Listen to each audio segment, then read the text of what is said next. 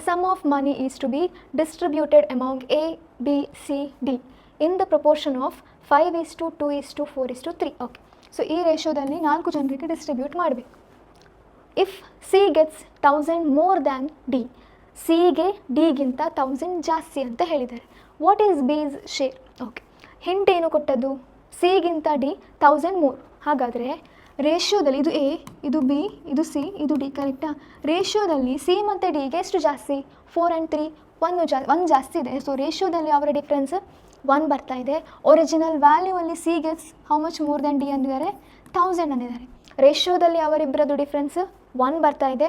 Original value ಅಲ್ಲಿ ಅವರಿಬ್ಬರ difference 1000 ಬರ್ತಾ ಇದೆ. So what is B's share ಅಂತ ಕೇಳಿದ್ದಾರೆ. ಸೊ ರೇಷಿಯೋದಲ್ಲಿ ಬಿದು ಶೇರ್ ಎಷ್ಟು ಬಂದಿದೆ? ರೇಷಿಯೋದಲ್ಲಿ ಬಿದು ಶೇರ್ 2 ಬಂದಿದೆ. ಸೊ ಹಾಗಾದರೆ 2 ಅಂದರೆ ಎಷ್ಟು? ಕ್ರಾಸ್ ಮಲ್ಟಿಪ್ಲೈ ಮಾಡಿ. ಸೊ ಆನ್ಸರ್ 2000 ಬರ್ತದೆ.